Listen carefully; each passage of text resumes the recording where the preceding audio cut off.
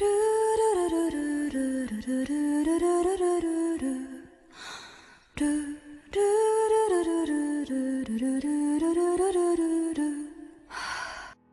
Mage Chapter 133, Princess Kurnelia's Roman 6 tilde sit tilde.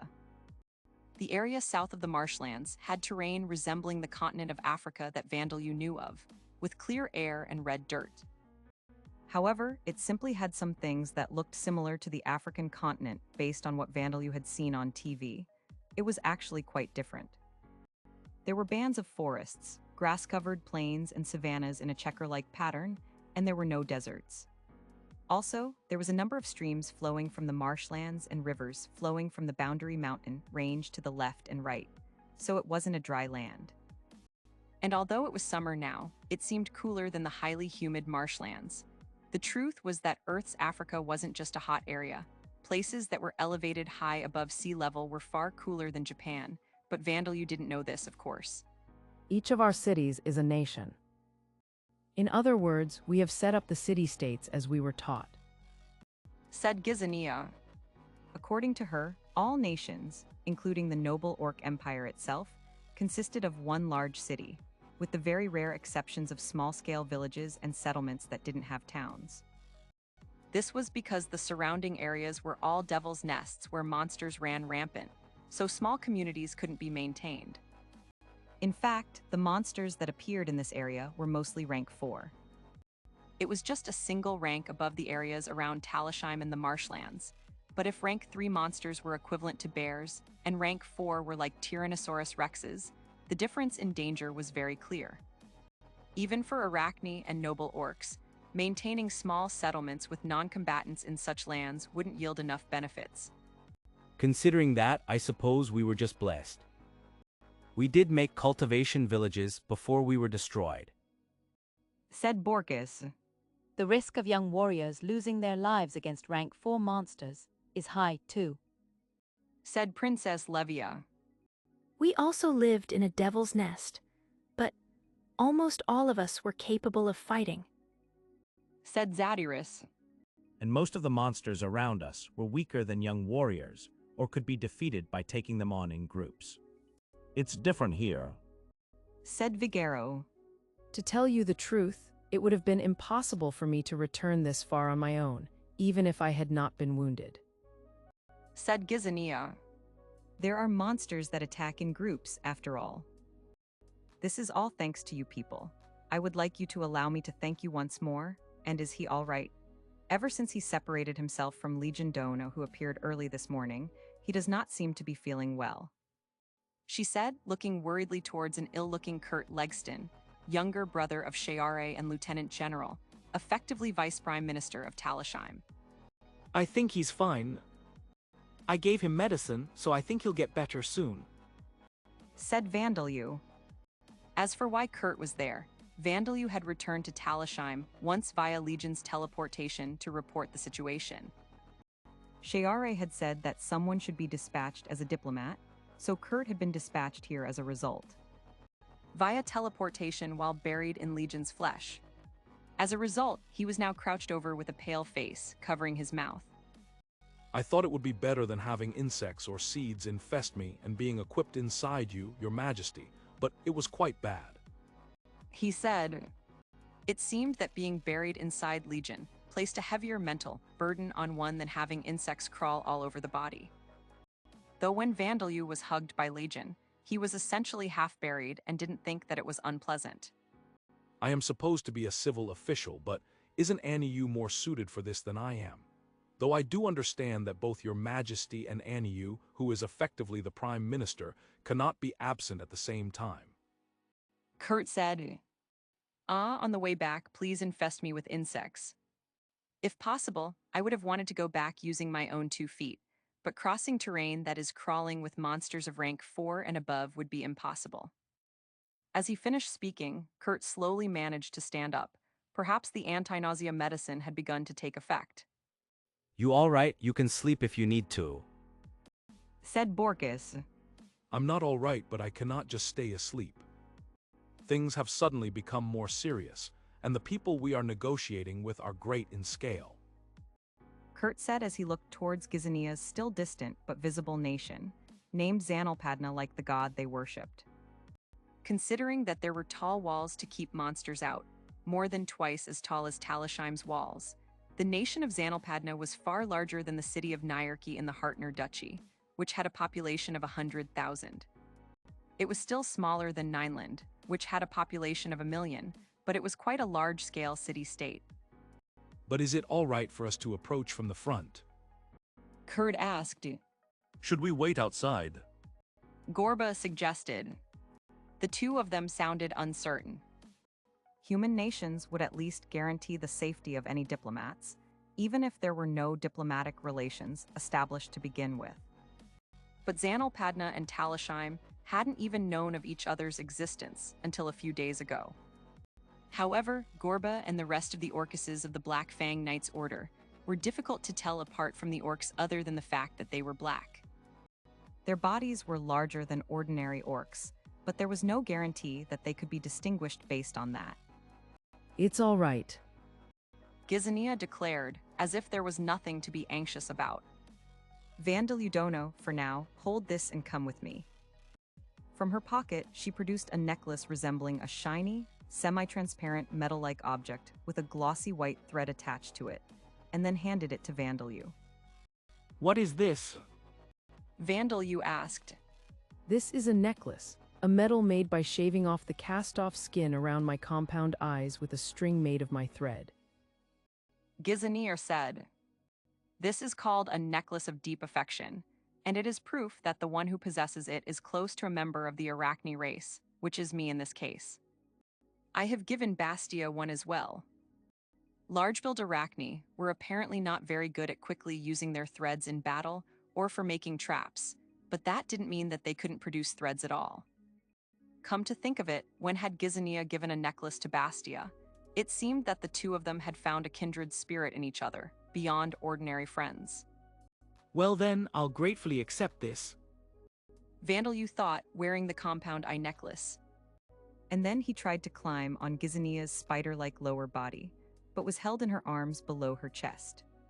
If you sit on the back, you will be hidden by my upper body. Gizanir said, "Now then, let us go. Everyone follow after me. Just in case, Gorbadono and your followers, please keep your weapons lowered and your monster mounts calm, approaching slowly. Borcastono and Bone Mandono, please make sure you do not remove your helmets." There was a slight air of tension behind Gizania as she began walking. Perhaps it was impossible to not feel tension when visiting the nation of an unknown race. Could it be that Vandalyu-sama has done something again? Eleonora wondered. There was the incident with Privel as well, so the possibility cannot be ruled out. Said Zadiris. He may have accidentally performed a courting ritual or something of the sort. Priviljauchen will make a fuss, won't she? Gizania has 8 legs as well.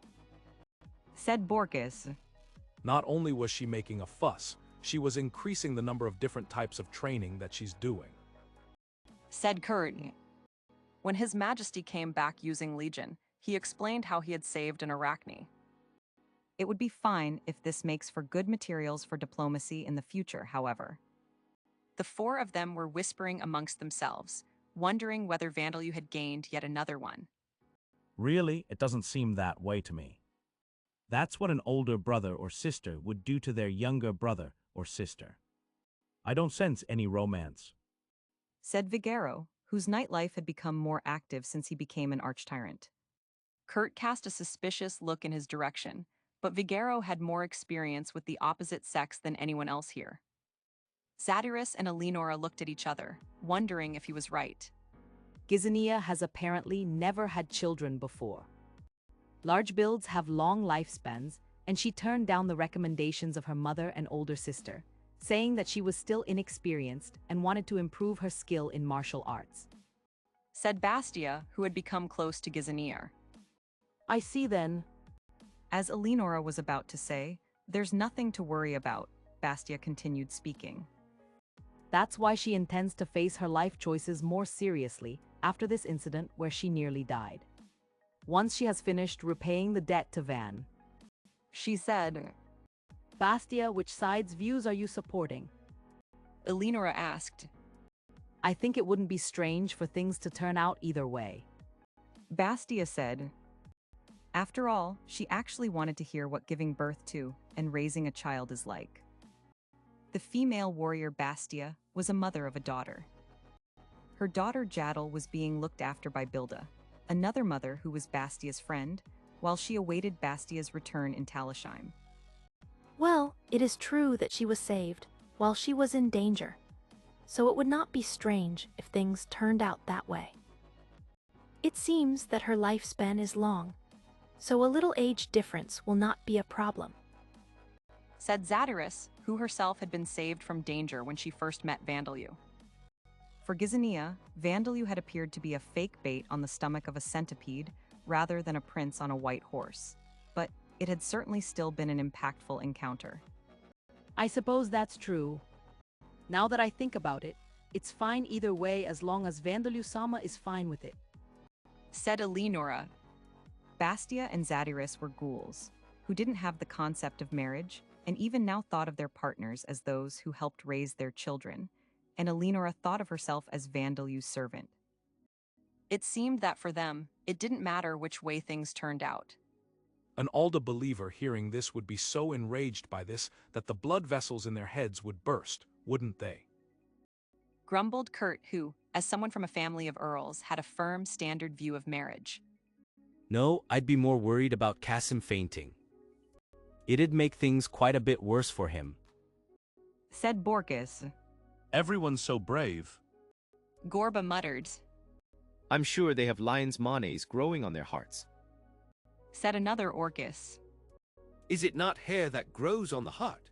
But I suppose it would not be strange for a mane to grow on Borcastono's heart, said Bone Man. TLN, to have hair growing on the heart, is an expression that means to have nerves of steel. It seemed that the ones who were most nervous were the Orcuses and Bone Man. With the Arachni being enemies of the noble Orc Empire, led by the usurper, second Prince Bugitas, it was possible that Gorba and the other Orcuses would be mistaken for enemies if they weren't careful. And it was highly likely that Bone Man would be attacked if it was noticed that he was a skeleton. The Arachni adhered to the Veda religion, which accepted undead, but that didn't mean that they could tame them like Vandalyu. If a high-rank skeleton were to appear from outside the nation and approach, it was only natural that the Arachni would prioritize the defense of their nation rather than try negotiations that were extremely unlikely to succeed.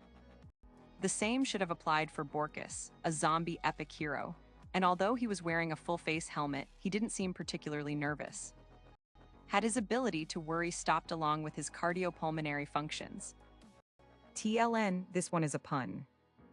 Cardiopulmonary function is Chinese letter, Chinese letter, Chinese letter, Chinese letter, and ability to worry is Chinese letter, Chinese letter, Chinese letter, Chinese letter. Both are read as Shinpai Kinu. Unaware of the conversations going on behind her, Gizania approached the city's walls in a straight line. As they approached, the walls looked to be made of heavy stone, but Vandalyu was reminded of the subtly built stone walls of Japanese fortresses. When he lived on Earth, he had only seen them on a screen and hadn't thought of them as being particularly beautiful. However, seeing them again in his third life, he noticed the beauty in the plain, unrefined pattern created by joining stones of different sizes together, without leaving any gaps in between. Because Vandalyu had created Talisheim's walls by turning them into golems, they simply looked like single slabs of rock at a glance. Thus, they had no patterns, and that was why Vandalyu thought these walls were beautiful now. But he also noticed something else. It looks like there's no gate or any entrance at all. He said, it seemed that there was no door or gate that allowed entry and exit. Would they be climbing over the walls like spiders? because they're camouflaged. But it should be coming out soon. Gizanir said. A few seconds later, a part of the wall opened from the inside without warning. Several armed Arachni, as well as a female of a race that Vandalyu had never seen before, came out from within. Those walls have been created by joining stones together using Arachni thread. There are peeking windows and gates of various sizes hidden within them, though they look the same as the rest of the walls. Said Gizania. When Vandeleu looked closely, only a thin outer layer of the part of the wall that had opened up was made from stone. There were some spiders that dug holes in the ground as nests, and then covered them in lids that looked like an ordinary ground surface. Perhaps this was something similar. Gizania Dono, you are alive, Exclaimed an Arachne guard. It is good that you have returned. The princess has been distraught because she could not bring you back with her. Said another Arachne guard. Wait, the fact that Gizania has returned is indeed good news, but we must first learn what the situation is. An Arachne considerably smaller than Gizania started running towards her, but she was stopped by the 4 arms of the woman of unknown race. Indeed, 4 arms. At a glance, she seemed to be a tall human woman, but in addition to her arms and hands that had 5 fingers like those of humans, she also had arms with the joints covered in an exoskeleton, with scythe-like shapes at the ends of the wrists. On top of that, she had what appeared at first glance to be a folded cloak, but was actually a long pair of wings growing from her back, and her legs were those of insects from the knees down. She looked like a combination between a praying mantis and a woman, or perhaps a personified praying mantis. Details of a race like this didn't exist in the records of the Amid Empire or even the Orbom Kingdom. But Gizania had given an explanation to Vandeleu and his companions, so they were aware of what this race was. Empusa, one of Vita's races, which, like the Arachne, originated from a monster and a goddess. In the distant past, Xanil, the evil god of carapaces, and Padna, the evil god of compound eyes, left the Demon King's army and accepted the champion Zachert's offer along with Fidurg, the dragon god of 5 sins, and Maribevil, the evil god of slime and tentacles. But in the battles that followed, Xanil and Padna were attacked by the Demon King Gujiranis and dealt heavy wounds that they could not recover from. The 2 gods, who had originally been strongly attached to one another, overcame these heavy wounds by fusing into a single god. After this, they became known as Xanilpadna, the evil god of carapaces and compound eyes. However, perhaps because he had originally been 2 separate gods, when he was requested by Vita to give birth to a new race, a pair of twins, one the founder of the Arachne and one the founder of the Empusa, were born. Apparently, Vita and Xanilpadna had been very happy at having created 2 races while intending to create one. And then the battle between Vita and Alda had taken place 100,000 years ago, leading to the current situation. But it was likely that no records of the Empusa race's existence were left because all of the Empusa in the Bon Gaia continent had been wiped out outside the Boundary Mountain range tens of thousands of years ago, or because they had escaped to places where the eyes of the other races could not see. Unlike ghouls, they were not thought of as monsters. Not even Belmond, who had become a vampire 10,000 years ago, let alone Borkus or the divine spear of Ice Mickle, who were adventurers 200 years ago, knew of their existence. Only Isla, who had lived for around 30,000 years and was currently in charge of the Notchin fortress, had remembered hearing of old tales of monsters with this description after thinking carefully. It was likely that they had been treated as monsters like ghouls in the past and exterminated long ago. Upon hearing this, Gizania had shuddered at how fearsome the outside world was. Muse Dono, these people are not suspicious.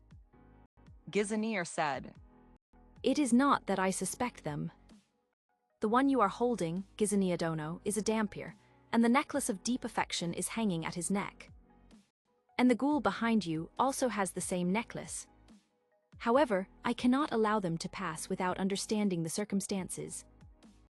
Said the Empusa named Muse, who had a sharp gaze and hair gathered into a ponytail at the top of her head. It seemed that she was the captain of the guards of this gate. TLN, if anyone is interested, Muse ends her sentences with Japanese letter, Japanese letter, Japanese letter, Japanese letter / Dagazaru. Of course, we will explain the situation. Said Gizania, there are many things that are difficult to believe, but I want you to listen until the end. It has been decades since I took up this duty. There are not many things that surprise me. Muse laughed. Muse appeared too intimidating, but it seemed that she had a friendly personality. But as Gizania told her the details of the situation, her face gradually changed. What? These circumstances. But such things are, however, insects and plants are entering and exiting the body of a Dampier right before my eyes. As Muse made all kinds of different expressions, Vandalyu was producing pain and Eisen's branches from his body with insect binding technique and plant binding technique to prove that Gizania was speaking the truth. It seemed that the fur worm Payne's head and Eisen's branches appearing between Vandalyu's clothes with clicking and creaking sounds made it impossible for Muse to doubt Gizania's words. This child is a spider tamer despite not having received Zanalpadna's divine protection. One of the Arachne exclaimed, Wait, spider tamer and mantis tamer only allow the taming of spider and preying mantis monsters. They shouldn't allow the taming of worm-type monsters. And they wouldn't allow tamed monsters to go in and out of the body. Another pointed out, the Arachne were just as surprised as Muse. Based on their words, it seemed that some insectoid monsters that were considered to be untamable, like undead, outside the Boundary Mountain range, could indeed be tamed by Arachne and Impusa, who had gained the divine protection of Zanalpadna and acquired specialized jobs. This was likely because Zanalpadna, the parent of the Arachne and Impusa, was one of the gods who had created insectoid monsters. It seemed that the divine protections of evil gods and jobs that could be gained as a result of the divine protections had not been investigated outside the Boundary Mountain range.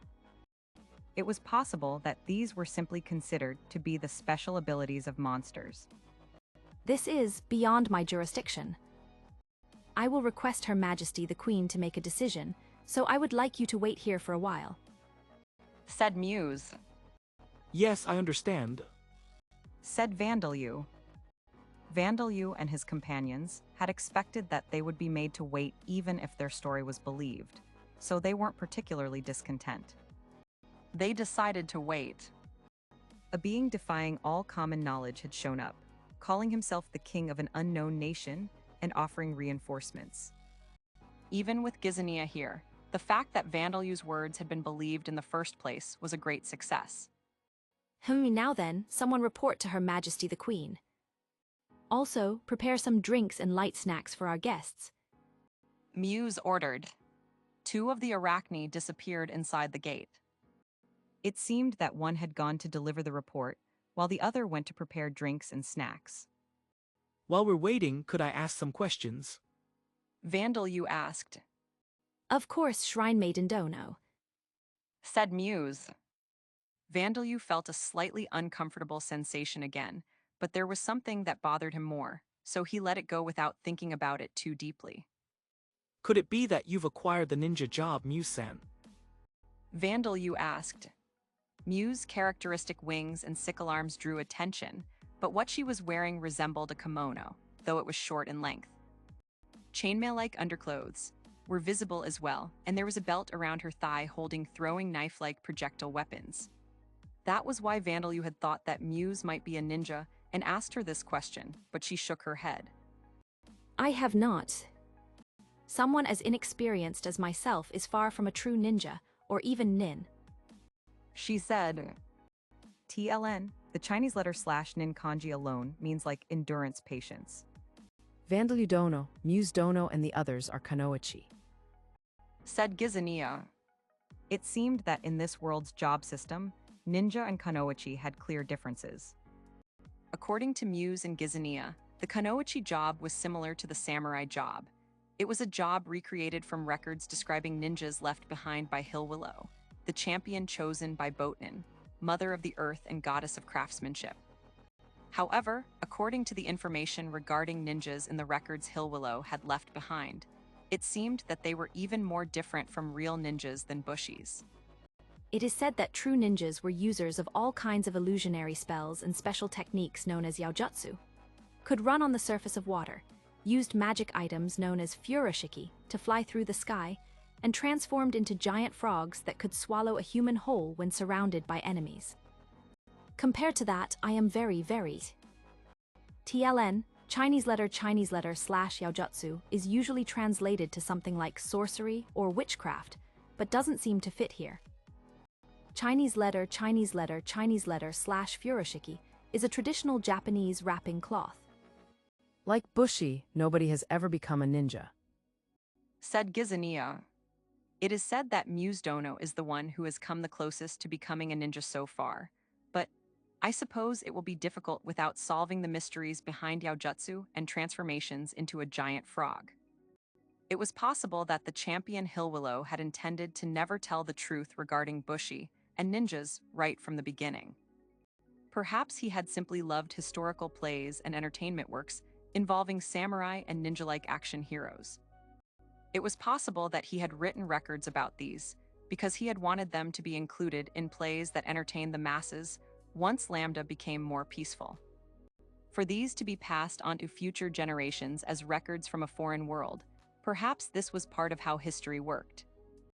In our nation, there is a race called Black Goblins. They and the zombie titan that is their instructor have acquired race titles that include ninja in them. Said Vandalyu, telling them about Braga and the other Black Goblin ninjas, in return for having been told about Bushi and ninjas. Is this true, Shrine Maiden Dono? Do they really transform into giant frogs? Muse exclaimed. Bushi, what about Bushi? Shouted Gizania. The two of them were very excited. As they spoke, Vandalyu became aware of a noise that sounded like a rock drill chipping away at a boulder, as well as someone's shouting voice approaching from beyond the gate. A voice shouted. Princess, please be more quiet. Shouted an attendant. The princess has gone mad. Stop her, you must stop her. Shouted another attendant. Gizania and Muse, who had become aware of the voices a moment later than Vandalyu, looked towards the gate in surprise. Just at that moment, the princess flew out from within. Gizania-chan, I'm so glad. She was a sweet-looking princess, around 20 years of age, wearing a white dress with subtle embroidery with her pink blonde hair in sausage rolls that resembled drills. With eyes wet with tears, she used her legs that were white like her dress to kick against the gate powerfully, leaping at Gizania. Princess Kurnelia. Gizania exclaimed in surprise. Muse, take Van and run. Shouted Bastia immediately. Understood. Muse obeyed these instructions, snatching Vandalyu from Gizania and evacuating. And then the woman who was apparently Princess Kurnelia landed on Gizania. Gizania caught the princess in her arms but let out a groan. That was to be expected. Princess Kurnelia was an Arachne princess with the lower body of a spider. She was considerably smaller than Gizania, but even so, she weighed easily over 100 kilograms. With such a heavy body flying at Gizania with speed, the impact would have been similar or even greater than a wrestler hitting her in the face. I'm so glad. I thought we'd never meet again. How could a younger sister die before her one chan? The princess cried. And no, but back then my wounds were shallow, so having me act as bait was. Gizania said. I'm so glad you're alive. I regretted not dragging you back with us by force so many times. It was a touching reunion. Though an ordinary-sized person would have had several bones broken if they had been caught up in it. One Chan. Vandalyu repeated. Oh, have you not heard? Gizania Dono is Princess Cornelia's younger sister. Said Muse. We never heard about this. Though when I talked with her, it did seem that Gizania loved the princess like her older sister. Said Bastia, who was standing near the spot that Muse had jumped away to. Indeed, it would not be strange for Gizania Dono to forget to mention it. Muse said, nodding. Large builds have longer lifespans and are more powerful than medium builds, but because of this, their role is to protect the people of the nation, and they do not become involved in politics and religion.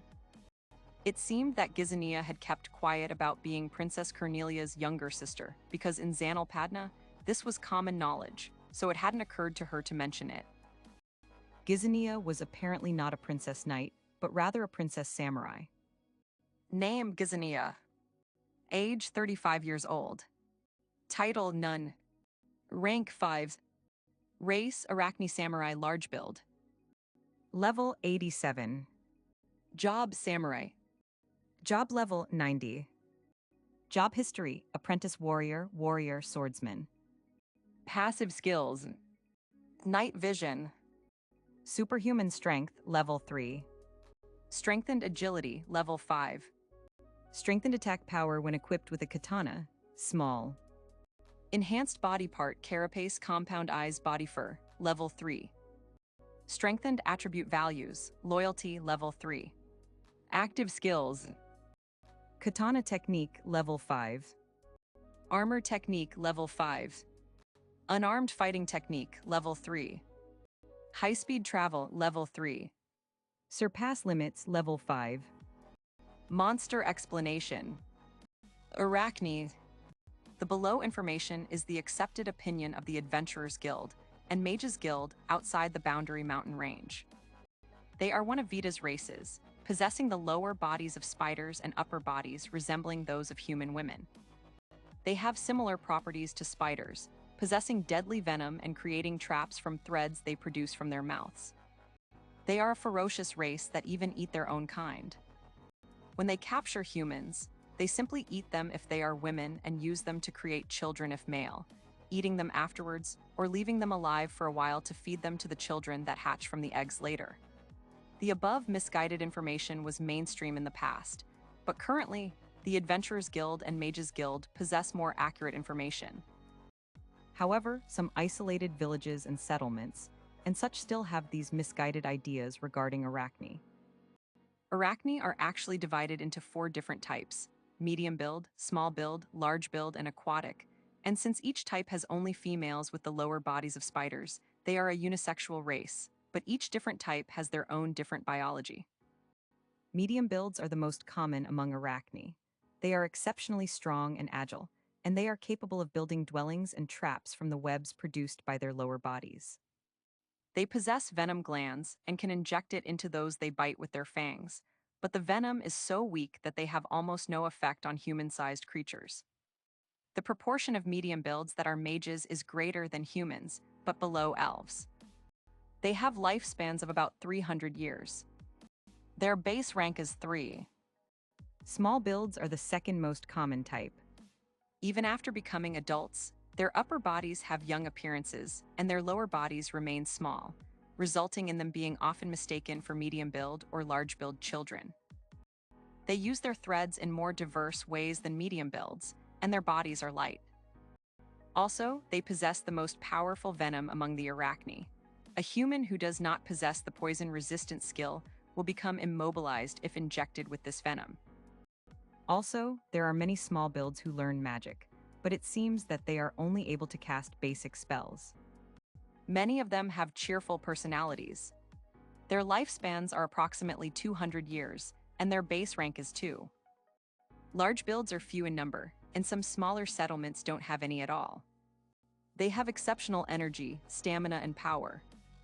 However, though they are able to produce threads, they are not adept at handling them, and the venom in their venom glands has regressed so much that it has almost no effect. Also, most large builds are not adept at using magic. Their appearance is the most impressive among Arachne, but most large build individuals have quiet, carefree personalities. However, there are a few exceptions to this. They have lifespans of about 500 years, and their base rank is 4.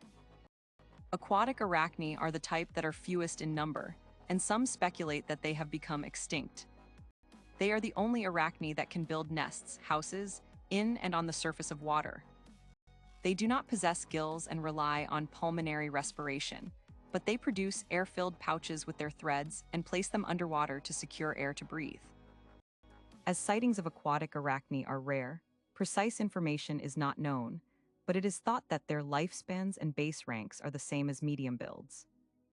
Also, according to one theory, they are simply medium builds that live in aquatic environments, and aquatic Arachne do not exist. What all Arachne types have in common is that the carapace of their lower bodies is hard like armor, allowing the use of armor technique. In addition, there are claws growing from the tips of their legs, so they can dash up cliffs as fast as they can run across rocks and trees. When these legs are used as weapons, they receive the effects of the unarmed fighting technique skill. Also, if the tip of a leg is cut off, It returns to normal after a single molting. Their only weakness is the spider abdomen of the lower body, where the carapace is soft, but large builds have fur that is harder than it looks protecting this area. Also, even if this area is damaged, it causes significant bleeding but will not result in a fatal wound. Arachne molt once a year. Small builds are considered adults after molting 10 times, medium builds after 15, and large builds after 20. Because they are defenseless during and immediately after molting, Arachne do not allow anyone to be present during the process, except for those they have great trust in. They generally do not eat people or members of their race as a food source. They have a strong sense of companionship, and they are highly sociable. Males they accept as spouses are viewed as companions and are treated with care. They are an oviparous race, and when they have partners and are currently not raising any children, they lay numerous eggs at once with a frequency of about once every 10 years. When their ranks increase, they gain race titles such as Arachne Soldier, Arachne Scout, and Arachne Knight. However, legends say that some individuals that increase their rank after fulfilling certain requirements can become a member of a different race altogether.